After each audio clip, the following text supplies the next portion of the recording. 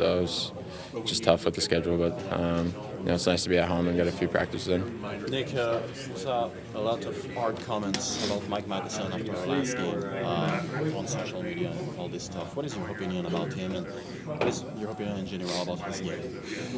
Yeah, I mean, I thought he had a good game, and then come home and my fiance is saying that people are saying, you know, unfortunate things about Math, and I didn't like hearing that, and I thought, I mean, he plays the hardest minutes on our team against the toughest players, and defense is a position where mistakes get blown up out of proportion, and so he's been our top D for the whole season, and I think people are definitely being too hard on him. What's the biggest challenge, Nick, when you're trying to keep the same rhythm for a long period of time with high standards in your team? I think mentally it's just playing at that level over 82 games is tough. Some nights mentally we haven't been as sharp, and some nights we're really sharp. So it's finding the balance of when you don't have the sharpest game mentally, figuring out ways to still be successful, and we've been doing that lately. And, in the past couple of years, that hasn't been the case.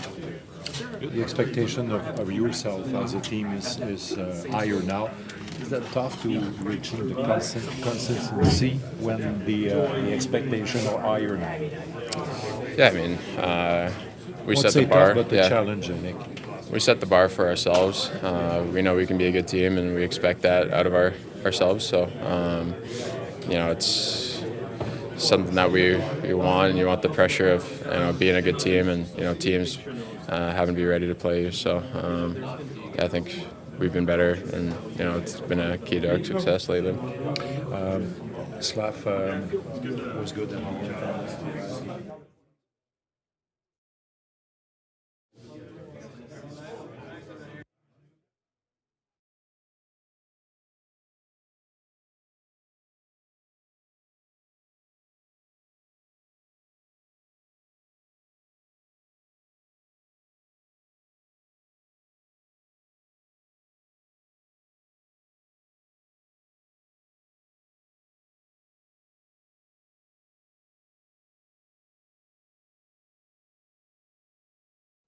It plays a huge factor in the game.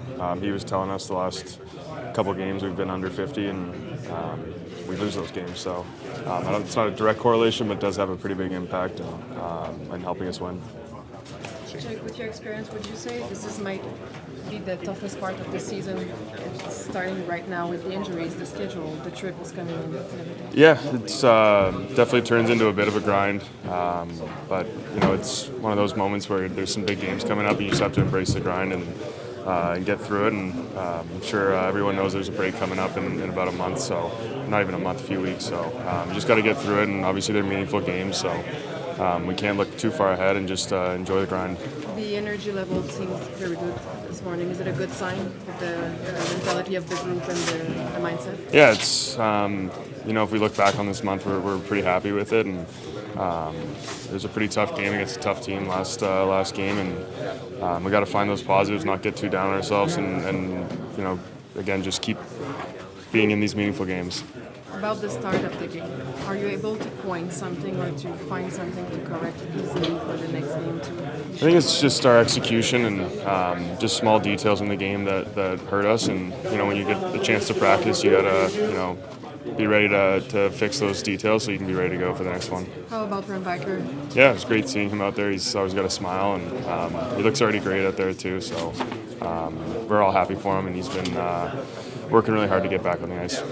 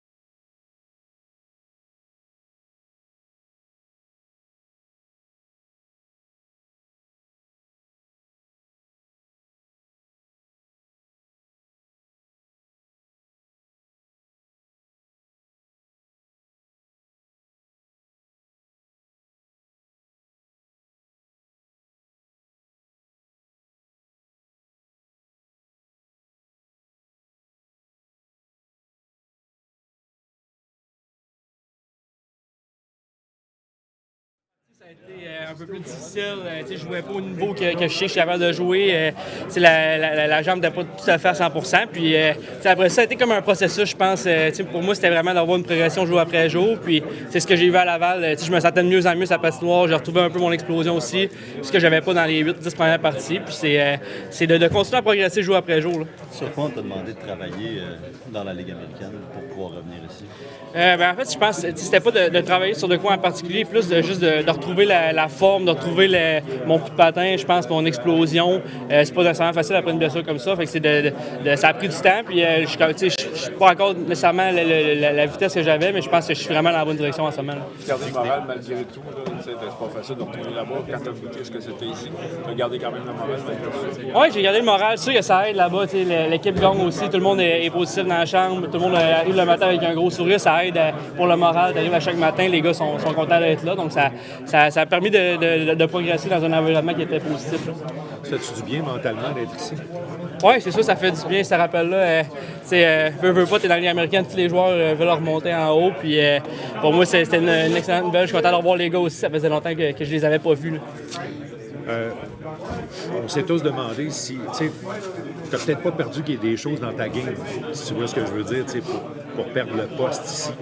Comment toi, tu as pris ça? Dans le sens que c'est peut-être pas ta game qui a baissé, c'est peut-être juste les circonstances. Qu'est-ce qui est... Oui, en fait, je pense que c'est une question de circonstances aussi. Tu arrives en plein milieu de la saison, tu n'as pas un camp d'entraînement dans le corps non plus, pas la fin de l'été.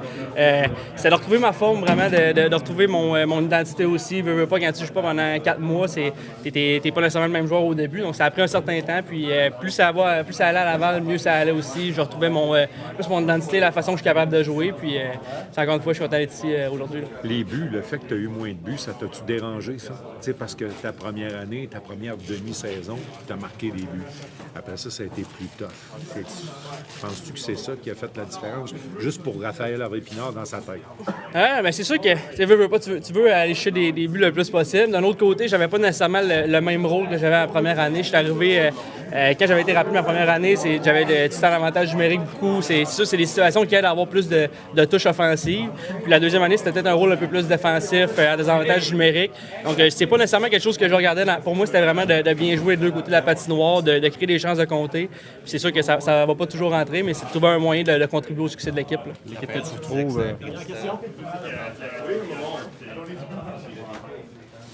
C'est pas bon.